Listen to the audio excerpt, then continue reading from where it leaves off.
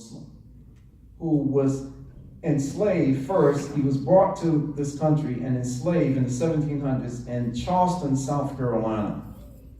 And when he was in Charleston, South Carolina, because of his small frame, he was not given the most horrible jobs to do, because even though they didn't care about working someone to death, he couldn't fulfill some of the heavy work.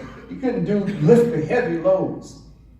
And so he had the opportunity to escape. And he escaped to Fayetteville, North Carolina.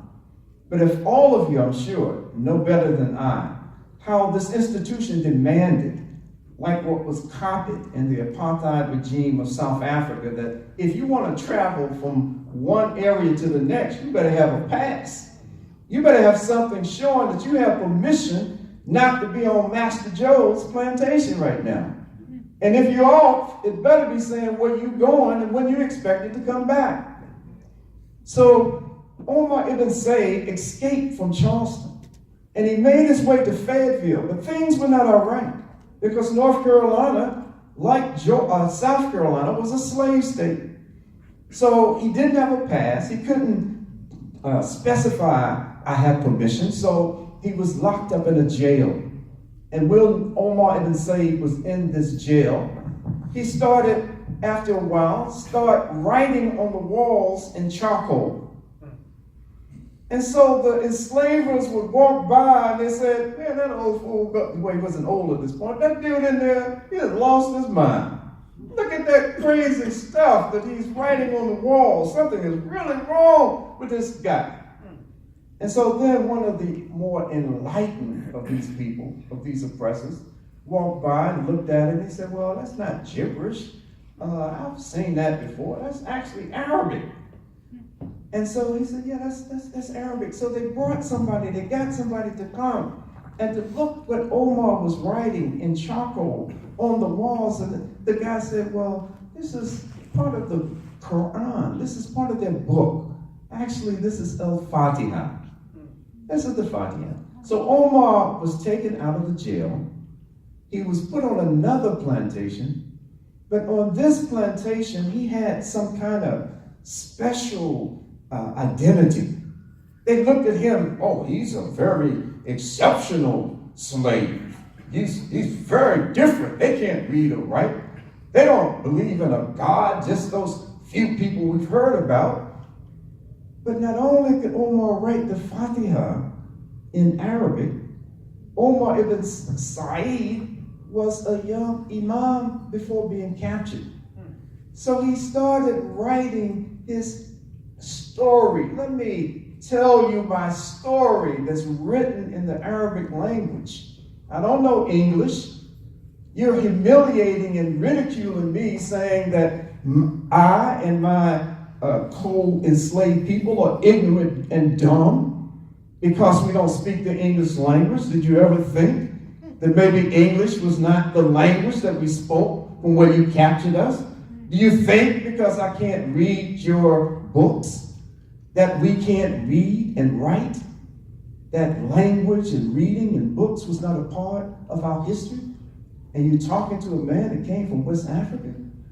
And so this process began where it was recognized that Omar was a very learned individual. All across the South, there are examples of Omar ibn Said's. Let me share one other story and I'll move forward because I want to get to the presence here as quickly as I can. Look, one of the most amazing stories of all of the history that I know at this particular point about the presence of Islam amongst enslaved Africans and how fighting against all odds, they were able to transmit this for 1 or 2 generations, or it was completely wiped out, was the story of 2 enslaved Africans on islands off the coast of Georgia, one on St. Simeon Island, one on the Supalo Islands off the coast of Georgia. You had Bilal, Muhammad, and Salih Balahi.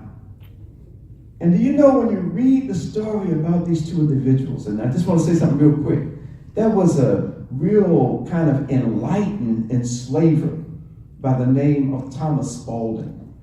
And even though he's in the deep South, he didn't think that we should just torture and abuse these enslaved Africans the way that we're doing. If you read the history of Georgia, the guy Oglethorpe, right, felt as the governor of Georgia that this should be a model state, that we want to create a state that shows how to use this labor in a more humanitarian and enlightened way. And so Thomas Spaulding bought into this idea. And so what he allowed on his plantation were for the Muslims not to have to hide and pretend that they're Christian. He allowed them to form a Jamaat. He allowed Sahih Balahi, or Bilal Muhammad in particular, to organize a Jamaat. He allowed him to be the Imam of the Jamaat. And we're talking about Muslim scholarship and adhering and following and respecting Muslim scholarship. This man, Bilal Balahi Muhammad, was the first known African recorded scholar in the Americas. Recorded, known. He was writing in his handwriting too. He left behind a document of 13 pages in Arabic. It's set in Georgia, University of Georgia, or Georgia State, I forgot which library, for almost 100 years. It's set behind a glass, and no one bothered to translate it, or they had such difficulty translating it that it was about the 1930s, I think is the date, when they finally translated. They said that this is a book of Maliki fiqh. This brother was writing based on, he's given the dalil, these evidence, and based on this is what I find, this is what I'm ruling on. So we find that there was this ever-growing and ongoing struggle with the African Muslim slaves and their children to rebel against this strife, this struggle for social justice, that no, this is not, no human being is to be an abd, to be an abd. I mean, to be quite honest, the last time I made Umrah, maybe a couple of years ago, and it was one thing when I was your age, but it's another. I'm looking at both of you, everybody down there. When I was your all's age, I could go there, make Hajj, make Umrah, and you know, I don't know. But now, at my age now, to have someone younger than you looking at me, calling me, hey, Albert, hey, Al, you know, you want to punch him in the face. I mean, you just want to, your hand just develop a mind of its own. And you're just like, man, I don't know where that came from. I just clocked this dude and broke his jaw. I didn't really mean to do it. But this, let me move forward here, that this period, when we look back at this history, it was an ongoing movement to try to maintain the Islamic scholarship. Georgetown section of Washington, D.C., Yarrow Mahmoud, and we believe is corrupted, Yarrow Mahmoud, lived to be over 100 years old. Here's a guy that a colonial painter, Charles Peale, painted his portrait as he was on the plantation. And the guy, this is the last story, I'm coming on to the present. But it's fascinating stuff. Now, Mahmoud, Yarrow, and I'll say Mahmoud rather than this Yahmad, Mahmud. Yarrow Mahmoud was his so-called master, told this painter who was going around painting plantation scenes that I have a real unique guy you might want to see. It's a real old guy, but I don't know if he has good sense or not. Because I can look at him at different times of the day and he's bumping like he's trying to knock his brains out of his head, just bumping his head on the floor. Certain times a year, I can't get the dude to eat when everybody else is eating. He said, no, I can't eat right now. I don't know what's wrong with him. He doesn't get drunk on Saturday nights when I allow everybody to just feel good and get drunk, do what they want to do. He doesn't do any of that stuff. He's a weird bird. I think he's lost his mind. So the painter realized that he wasn't crazy, that Yahweh wasn't crazy, that he was a Muslim who had maintained his Islam for over 40 years on a plantation. And just like so many others, and name after names, and I promise I'm going forward, so I'm going to go ahead and go forward. But it was a constant, ongoing struggle for the Muslims, those who could, to hold on to Islam, to be different, to set a kind of example even for others who were enslaved. Let me move a little further. Muslims, throughout this period of enslavement, the period of slavery in this country, up until today, have been involved in this human rights struggle, this human rights, this human justice campaign, however we want to characterize it. Did you know, and I'm sure you did, but I want to put some context to what I'm about to say. I'm going to put a little bit of context in it. Did you know that in the United States, what became known as the United States, that from the very beginning, from the first writing of the U.S. Constitution, even before the Constitution had the Constitutional Convention and it was written down, that there was a 10-year space between the celebrating 1776 establishment of independence from England and Britain and all this stuff. And it was 10 years that the Articles of Confederation were the governing document, right?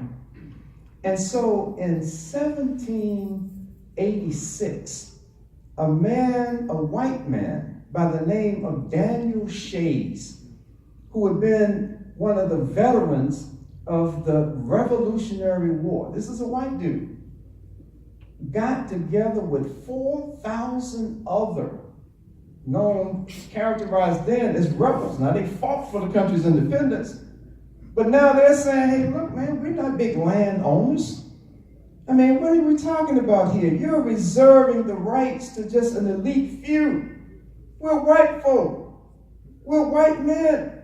And we're being denied rights because we're not landowners to the degree that would give us all of the rights. Not to mention, and I'm not putting this on a racial, defining the history on a racial basis. It's just a reality that with the coming of writing of Constitution and everything else, we're talking about Daniel Shay and those 4,000 people in Massachusetts were fighting against any kind of central and federal government because they're saying this stuff is unfair. This is not designed for common people, not just those folks who were enslaved. It ain't even fair if you're not a big landowner. They weren't in Mississippi. This was in Massachusetts. So you had this Shays rebellion going on, where white folks were recognizing that something about this ain't right. There were free blacks who were in Massachusetts, who were a part of the Shays rebellion. They said, well, you think it ain't right for you. Let me tell you what really is not right. What's not right is this institution of slavery that has so victimized our folks. Allah knows best. Whether or not there were Muslims, Allah knows best involved in the Shays rebellion. What we do know that there were Muslims prior to this who were involved in the Revolutionary War. Go to check Google. Check Google. If you don't read the books and the research, check Google will give you a few names.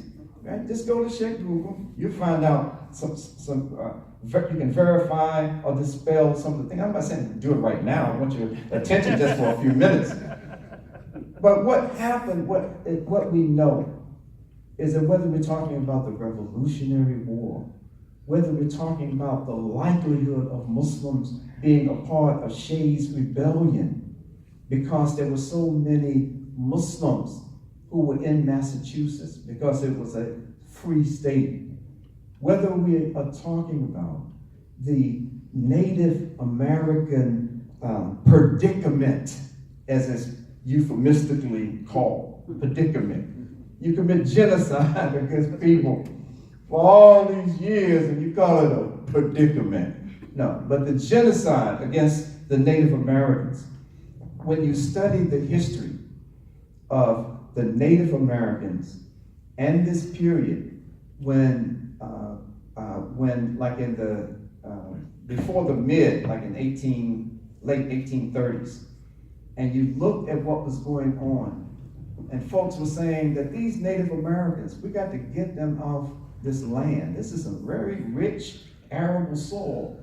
We're not going to kill all of them. So what we're going to do, we're going to march them from South Carolina all the way down to Oklahoma. They're going to walk. Over half of them died. And in all sincerity, part of my family tells me that some of my ancestors, part of my family, were on this trail of tears and were marched down to Oklahoma, while others escaped and made it to the hills of North Carolina, where you have this eastern band of the Cherokees up here in eastern North Carolina. It was a horrible adventure. And so as they moved down, you had runaway enslaved Africans joining with a lot of these breakaway Africans and joining with Native American tribes, particularly in Florida, where the Spanish still maintained a lot of influence, and the Spanish were trying to undermine the British. So they were helping Native Americans from the assaults from the British, and they were welcoming, come on in, runaway slaves. Come on in, and many of them came together.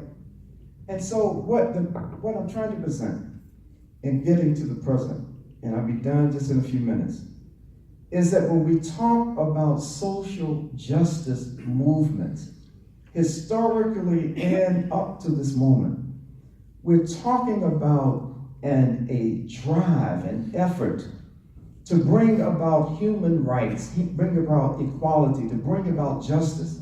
But what makes it a movement for the most part is oftentimes the intersectionality, that there's one group that is leading the charge for the most part.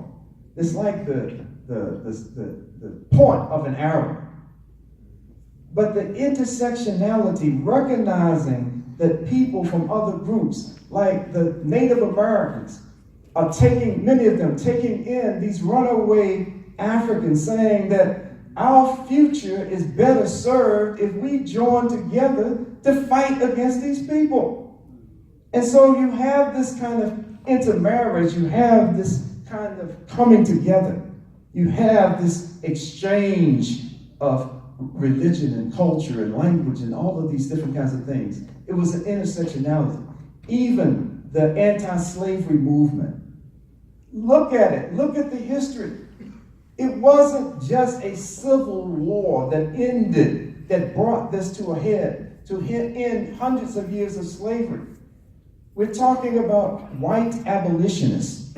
You're talking about black abolitionists who are coming together to try to galvanize the community, to educate the community. Let's bring free blacks who were former slaves.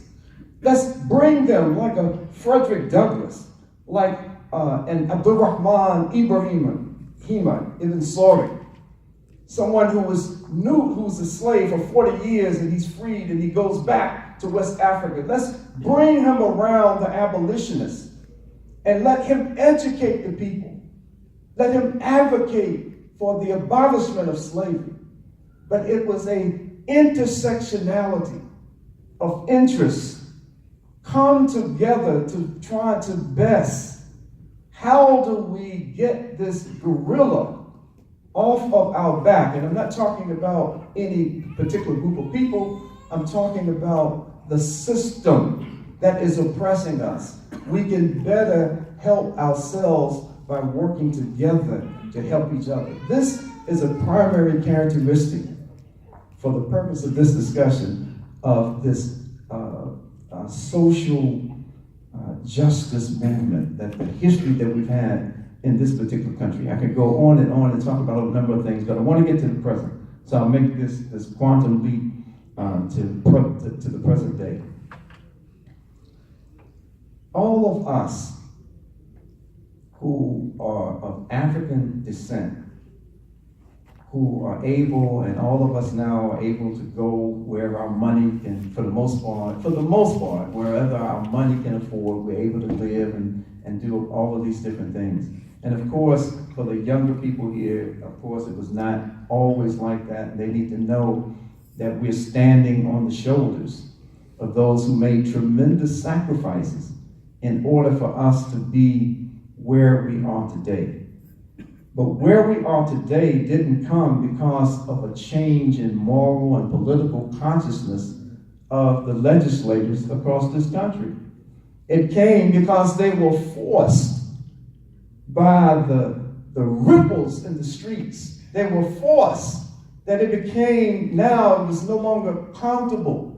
It was no longer an opportunistic venture for them, like George Wallace, the former governor of Alabama, who as a kid, I used to know about this fool, and he was the symbol of Southern bigotry as related to the political leadership in the South. Segregation now, segregation tomorrow, segregation forever. He was a mad dog racist, the governor. And it wasn't just George Wallace. But in 1968, he ran for president.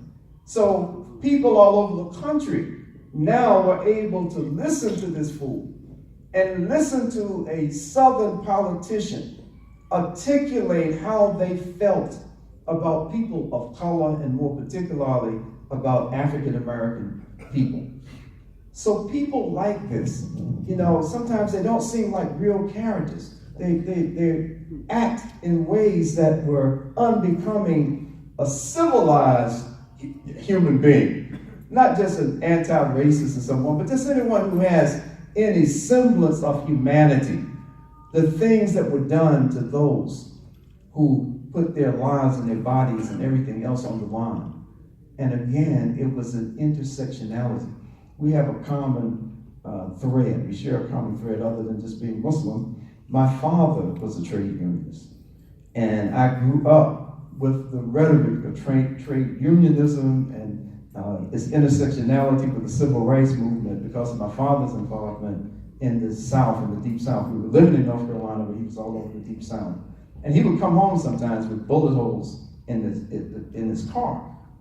And each time he would come home, I would say, well, Dad, why are they shooting at you? What are they shooting at you for? And his thing was, well, I don't know if they're shooting at me because I'm a union man, or they're shooting at me just because I'm black. Because in the areas where I am, it happens on both ways, because of your color or because you are trying to promote trade unions. There was this intersectionality in the civil rights movement of the trade labor movement and the civil rights movement.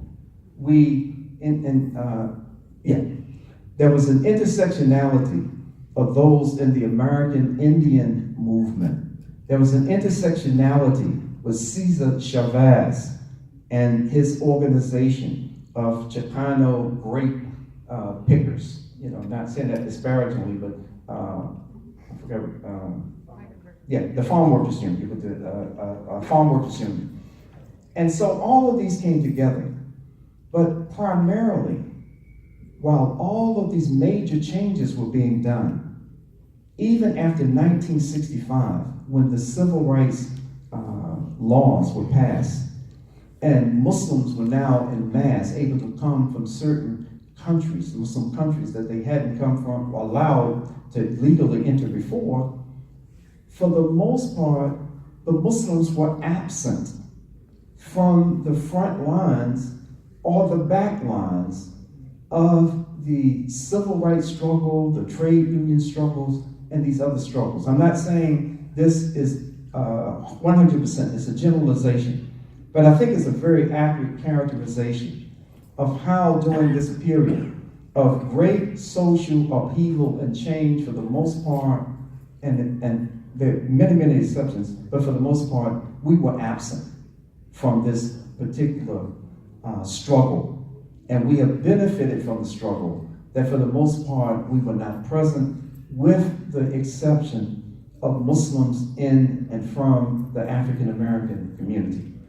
So, like in Imam Jamil Abdullah Al-Amin, who ended up becoming Muslim after he was incarcerated for his political and community activities, and many other notables. I'll try to move quickly forward. So here we are now, in a time where there's a president and there's a climate in this country that more closely resembles the time that created those movements in the 60s and 70s, closer than I've ever seen in my life. I'm not talking about historical life, things that I've read about, things that I've studied. But in my years on earth, the times in which we live today are closer to being like the times of the 60s, before the passage of the Civil Rights Act and all of these things, in the times of the 50s, that we are those of you who were too young to even know that these movements were existing. You were too young to be a part of them yourselves. Be patient, because now is the time that you have the opportunity to engage this society, to be able to take the faith, the religion of Islam, out of the walls of the masajid. Because if, and I'm saying this is a criticism starting with myself, that if those of us who were involved in these struggles from decades ago, those of us who are now Muslim, that if we had shared this germ, this seed that had grown up in us about the responsibility to be a part of a justice movement, to stand for justice and these kinds of things, if we had done a better job of transmitting this to the next generations, then you, the young people who are activists today, would have a better framework for how to apply the guidance of Islam and insert this and be a part of a constructive social justice movement. Simply put, that I love seeing the young people being involved, no matter what the issues are as it relates to social justice. But it hurts me to my heart to hear them, as you said, the language. I mean, I was in DC maybe about a year ago now, and I was there participating in a demonstration. And some of the young Muslim brothers were having a sign, and it was something that 45 was doing at the time. And they had on the sign, and they had as part of their chants some of the language that we shouldn't come out of our mouth. And this was part of what they had on the signs, expressing how they felt about the 45th president. It's good that you're out there, but there's some certain adab that has to be followed while we're out there. We can't. Our struggle, our intersectionality with other groups should not cause us to compromise our identity as Muslims. Now, I'll end on this note. The Council for Social Justice, as I said earlier, is an attempt by the national organization, Islamic Circle of North America, to programmatically address one of the critical areas of Muslim practice. Standing for justice is not just, something we can poo-poo. Well, that's just Khalid again. He's just off on another one of those justice tangents. The Muslim community has been charged by Allah subhanahu wa ta'ala to be on a justice tangent. This is why we exist as an ummah. we exist not just as disconnected individuals who can have the best kind of adab and have the best kind of practice of Islam, but our impact is so limited that we can't bring about change in the larger society, because by no standards are we involved with the larger society. So what Islamic Circle in North America came to the understanding about, that no Muslim, and particularly no Muslim organization with the nature like Islamic Circle in North America. It's not like a masjid, it's an organization that is designed to have this extroverted program to reach out with the message of dawah, to reach out with the message of social service, to reach out with the message of tarbiyah, and now to reach out with an organized, systematic way for the Muslims to have a vehicle that we can put boots on the ground, that we can involve our Muslim youth in activities of importance, but at the same token, providing guidance and direction to those youth. So we won't see young brothers and sisters carrying signs that have all kinds of profanity on it in different kinds of rallies. So towards this end, we have said that, and it's one thing that is very certain and very clear.